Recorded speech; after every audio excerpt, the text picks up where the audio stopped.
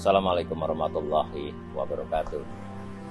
Ada beberapa tokoh pahlawan nasional Indonesia yang terlahir di tanah Aceh, seperti Tengku Umar, Cut Nyak Dien, Cut Mutia, Tengku Nyak Arif, Sultan Iskandar Muda, Laksamana Malhayati, Tengku Cik Ditiro.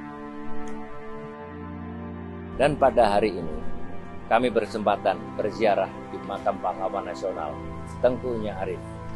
Tengku Nyak Arif adalah salah satu pahlawan yang telah berjuang di masa penjajahan Belanda dan Jepang dan telah memberikan sumbangan dalam bentuk perjuangan politik, baik untuk kesejahteraan rakyat maupun kemerdekaan.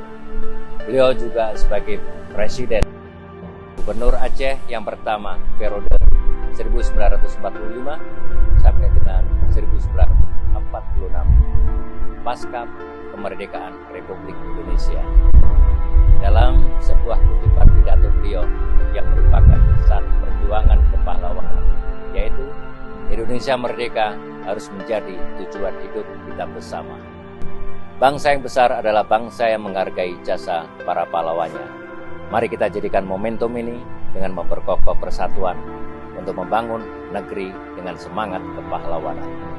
Saya, Irjen Pol Dr. Andes Ahmad Haidar, SHMM, selaku Kapolda Aceh, mengucapkan Selamat Hari Pahlawan 10 November tahun 2022.